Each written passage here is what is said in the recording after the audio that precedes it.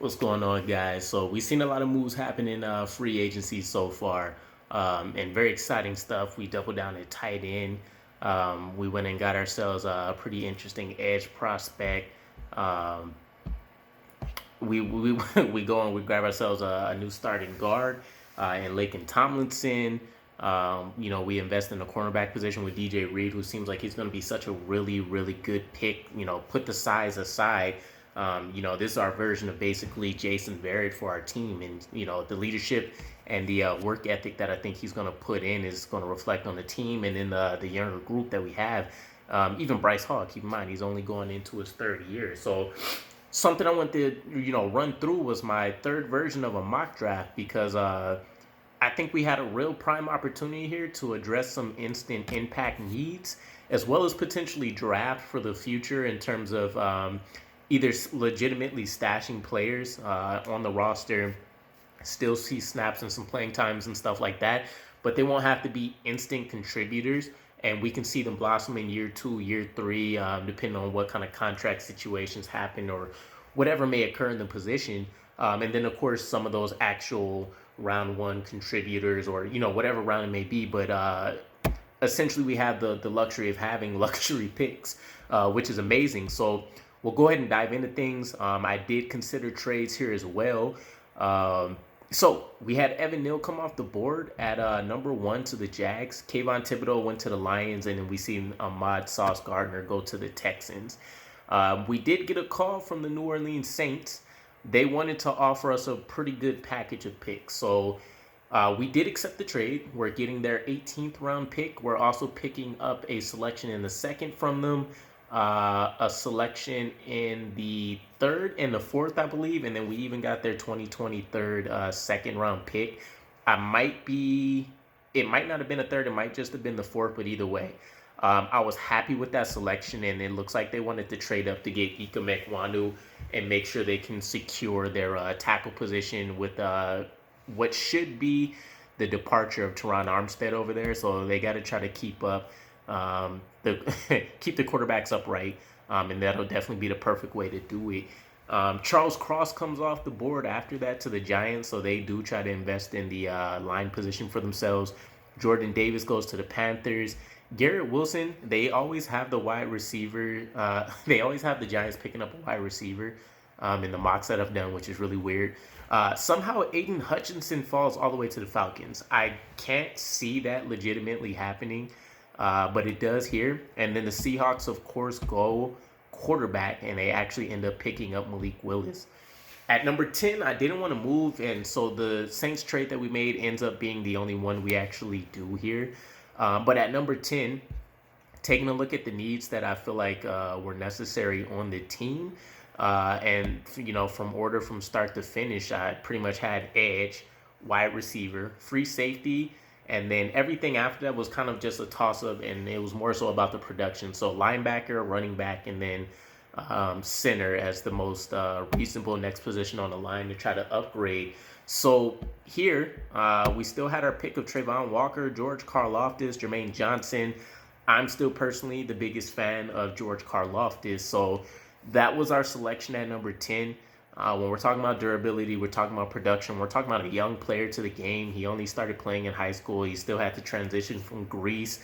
And, just kind of knowing the backstory, the work ethic that he had and everything like that. Solid addition on the team, let alone he can be the most balanced prospect that we could probably grab here in terms of having strong, finesse moves as well as rushing, from a power standpoint, bull rushes, etc. So he's a player that I think would come in and do wonders in our system.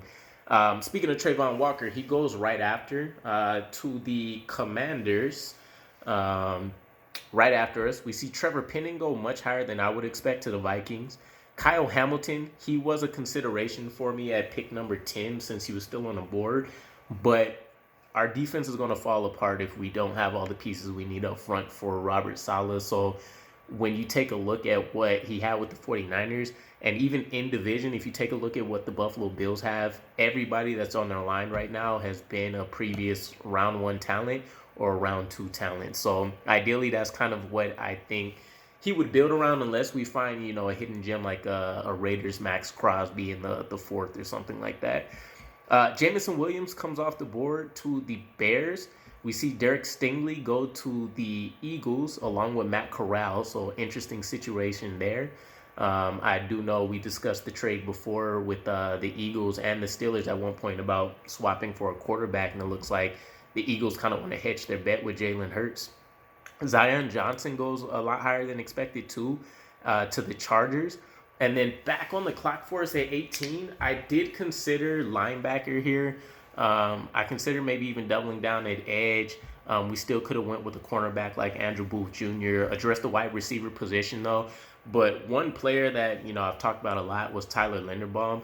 And the only knock that continuously comes back is two things. His measurements when it comes to the arm length that he has. And then because of his weight, he only came in at 296 at the combine. They believe that, he might get bull rushed in certain games frequently, and that'll have a huge impact on the team. So there's a number of ways we can handle this. We can draft him, sit him behind Connor McGovern, allow him to develop over the course of the entire season, getting snaps wherever he can, as well as just getting used to the NFL training weight program, the diet, all that good stuff. Give him the full offseason and let him take over as the foreseeable center of the future, where ideally he'll pack on more weight and probably play, in the 315-ish range, something like that. Which I don't see will be a problem at all, and that'll alleviate a lot of what the only negatives on his scouting report is. Or we can have him start off outright and just have him go through the rigors of adjusting and seeing for himself what some of this starting defensive tackle, size, strength would look like. I felt like he just offered the best value. Again, I like building the line from inside out and having our next Nick Mangold for the next 10, 15, 20 years. To grow with Zach Wilson was just the perfect bet for me. Keep in mind, I also talked about it before too. I believe he wrestled with Tristan Wirfs in like high school or college, something like that, and he beat him out like pretty handily. So it's not like even with the size concerns that he's just going to get pummeled every time. So some other notable players that came off in round one. Devin Lloyd ended up going to the Eagles right after. David Ajabo still goes to the Steelers. Again, his injury was pretty recent though, so I doubt that will reflect, just like the Texans-Browns trade hasn't here. Andrew Booth Jr. goes to the Patriots. Drake London goes to the Packers, even though we haven't seen him, have his pro day. I believe it's not scheduled till the 5th of April. We see Jermaine Johnson go to the Cowboys. Nakobe Dean to the Titans. Kenny Pickett goes to the Bucks. I know they drafted Trask last year, so maybe they're just hedging their bet on that quarterback competition. Depending on whatever happens with Brady. We'll never know when the man truly wants to retire. Sam Howell was a weird pick for the Packers for me. Maybe they move on from Jordan Love and reset the clock with the 3-year extension they gave him. I wasn't expecting a round one running back either. Breece Hall goes to the Dolphins. And then we see Daxton Hill and Louis Sign go to the Chiefs and the Bengals, as well as Chris Olave going to the Lions to finish things out. So in the second round, we see Kenyon Green, we see Christian Harris go. We addressed the edge, we addressed the center position for ourselves. I thought, what better way to continue to make sure that Robert Saleh has no regrets. We know defensive tackle will be a need. And so even though it's a depth piece, you won't find anything better than being able to go in and move Devontae Wyatt into there, especially since it seems like based on some of the game breakdown that I've heard from people around the league, he can play multiple positions. So you can primarily slot him in as your defensive tackle backup, but then move him out to the wide nine or to the edge positions when you need to give a Karlaftis or a Carl Lawson a break and really just have some more size up there. So beautiful pick there.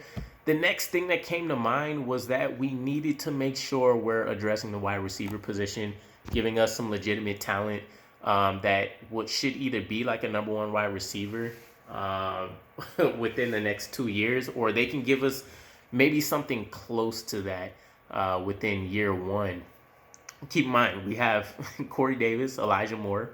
Elijah Moore is probably the one that realistically could still develop into a number one. Braxton Berrios and then Denzel Mims. So we have 4 players on the roster. Denzel Mims has to be, in the final depth position spot until he proves otherwise. So as much as I want to go Treylon Burks here, I went with the size, speed, kind of hand situation, and essentially the prototypical archetype you would expect that people would mention for one. I think what we need is a true boundary receiver. So we picked George Pickens. There was, again, Treylon Burks still on the board. There was another wide receiver that I think a lot of people would have clamored for. And what I end up doing is we have that additional pick here in the second round. I was considering a safety. I was hoping maybe a Jaquan Brisker fell down. But we end up doubling down at the wide receiver position here and hedge our bet on making sure we can try to find the number one, or at least ensure the depth that we thought we had last year at the wide receiver position is much better. So we pick up Christian Watson. 2 size, speed phenoms, pretty good hands. Christian Watson's a lot more raw, in my opinion, than George Pickens. But if he develops quicker than expected, or maybe he's just an outright better pro than he was a college player right away, the wide receiver position instantly looks a lot better for ourselves. Some other notable players, we see Desmond Ridder go to the Lions, Treylon Burks to the Ravens, so Jared Goff kind of has his replacement in the books already. Jahan Dotson goes to the Falcons. We see Jalen Weidemeyer to the Commanders, Drake Jackson to the Dolphins. When we go back down into round 3, at this point, I kind of figured the linebacker position is one of the things that I hear about most when it comes to people saying we need the difference makers there. We have CJ Mosley, but he's getting older. We have Quincy Williams, but people just kind of are more excited about his hitting ability rather than him actually making a true difference. So what better way than to bring in some championship pedigree, bring in a bulldog, and we go ahead, and it might be slightly high, but we grab Quay Walker, who he's a little bit more of the unknown on the Bulldogs team, but arguably he's made just as big of an impact as anybody else that played alongside him. And I think immediately you can see him impact the run game right away. We're talking 6'3", 241, so he's kind of technically the older linebacker type build, but he brings a little bit more of the kind of new linebacker speed from the ones that you see more so around like the 220-ish range. So I think there's a role there that we can find for somebody that we still need to be a little bit rangy but can pop people. When we go down a little bit further, we see a few interesting names come off after our selection. Sky Moore, wide receiver, goes to the Jags. I did actually like him. Daniel Falili goes to the Ravens. Jalen Petrie goes to the Colts. Jerome Ford to the Seahawks. Mijai Sanders, another edge that I like from Cincy. I like a lot of Cincy players from last season, goes to the Giants. John Mechie goes to the Steelers. They find a way to pick up another valuable addition in the middle rounds that could probably flourish right away. Kirby Joseph was the name that I was kind of holding out for us. It didn't pan out that way. That's perfectly fine. But when we get back to our spot, we had our pick for the running back position that I wanted to address, Tyler Algier, Brian Robinson Jr. Now, while Tyler Algier actually has the connection, the BYU connection with Zach Wilson, that I'm sure he would love to see and would fight for. What it came down to me is Brian Robinson is a little bit more of the moldable clay. Less touches, less wear and tear. He has the classic power back kind of build. And I think it's really a situation where he does become a much better pro than he does, a college player. He wasn't able to break out in that Alabama backfield, but we can kind of use that to our advantage. And, once he gets in contact with our coaches, once he is able to kind of build connections in that running back room with Michael Carter, Tevin Coleman, and kind of get prepped up on some of the finer aspects to being a great running back, sky's the limit. And then with the additional Saints pick that we got here, a couple picks later, we go to the offensive line position again. We look to go ahead and find somebody that can potentially take over for George Fant. I see him maybe leaving before Mekhi Becton if things work out in the right world. Even if George Fant gets an extension, probably 3 years at the most again. So we put Darien Kennard in here. We get ready to develop him in the wings. Hopefully he takes over in 2 or 3 years. This is a theme I wanted to continue with because at pick 111, we go with Jelani Woods. This is literally all based off the combine. I can't even lie to you guys. I didn't hear about him too much other than from like some Bleacher Report, scouting reports. I like to play like a Jets channel, Jets X Factor. But Jelani Woods came in, crushed it. A guy with all the physical tools I would love to see in the same room as CJ Uzomah. Uzomah. I actually found out I've been saying that wrong the entire time. Tyler Conklin, all of those kind of guys. So we stash him. Hopefully we see great things out of him within a couple years when he can potentially get some significant playing time. If a Conklin or a Uzomah doesn't, get extended by then based on performance. Then at number 117, we go back to the linebacker position. I opt for Cincinnati linebacker Darien Beavers. This is about kind of getting a little bit more bulkier, but finding some people that still have adequate play speed. Darien Beavers, I think, will give us a little bit more of the old school linebacker feel. So when we do need to come in and make sure maybe we're either laying down hits or we can offer some additional run support, he's going to be that guy. And then maybe he can develop more of his, zone coverage responsibilities when it comes to playing the pass. But he still offers some playmaking, potential and ability there. So I thought it'd be the best of both worlds to go ahead and throw an extra dart there. And, we have the linebackers that have actually played the position coming out of college versus the kids with the athletic profiles and Jamie Sherwood and Hamza Nasruddin that, have the athleticism to play the way that they would like it to work for in the scheme, versus having the instincts and, the actual ability to perform the job. Later on, we get into the 5th round, so we're getting to our final picks. I definitely still want to make sure we had a safety. I go back to Cincinnati. Again, we did miss out on a lot of the safetyers earlier on. Kirby Joseph being the miss that kind of hurt a little bit more. But at 146, we go Brian Cook, safety out of Cincinnati. Now, he's one of the people I was most familiar with. I know he's not as big of a, name brand out there in the Cincinnati team as what a lot of the other players were, but he has some pretty key route recognition. The biggest impact for him is going to be that he's a little bit slow playing some of the things that he's actually seeing.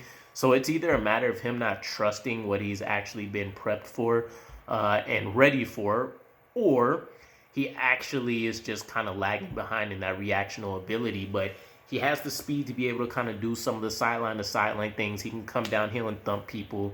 6'2", he has a little bit of a pop to him. So we still go back. We address the safety position. We can still potentially even get. We can go and grab the Honey Badger still potentially. From what I've heard, again, the Jets fans. We've been happy this season, so we want to go and grab anybody that we absolutely can. But to finish things out, I don't have any trade-up scenarios here. But with our final pick in the 5th round, we go and we pick what was the second fastest cornerback 40 time at the NFL Combine. And I believe this is in history with Kalen Barnes. So we go and we find another player that has all the physical attributes that we're going to look for, while we hope we can help develop him and iron out a lot of those weaknesses to his game. So while he'll have the ability to go and recover from, missteps, falling for double moves, head fakes, things like that. And that's not to say that he suffers from all of those, but, in the late rounds, it doesn't hurt to be able to have the ability to go for all of the traits and maybe not necessarily all of the production that's there and see what you can do. At the cornerback position, we have that ability. One of the players that I did want to target just for reference was actually going to be Tariq Woolen. But he came out way higher in the mock draft than I expected. I believe it was like towards the end of the 3rd round. And he was another guy, 6'3", I believe he was like 200 and some plus pounds. He has the size, length, the speed. That was definitely a player I would have loved to see. But all in all, we still come away really solid here for the team. Let me know what your guys' thoughts are. Maybe I completely butchered the draft. Hopefully you guys love it, though. I think if nothing else, there's definitely a lot of interesting picks here to discuss. And then, I've been considering as well. I'm working through getting some more equipment, some things like that, or some better equipment, I should say. But I'm thinking about going live one of these days as well. So let me know if you guys would be interested in running through that. We can address some questions and stuff. We can run through another mock draft. There's some other thoughts that I have out there. I just got to iron out how we want to do them. But either way, let me know how you guys feel about the mock draft. Appreciate all the support as always. And looking forward to seeing what other news we hear in free agency. Hopefully it's something good on the wide receiver front, like we do get pretty good value in securing a Robert Woods. Or maybe it'd be a surprise pick that nobody expected. JD keeps things close to his vest. But either way, I'll catch up with you guys again. Peace.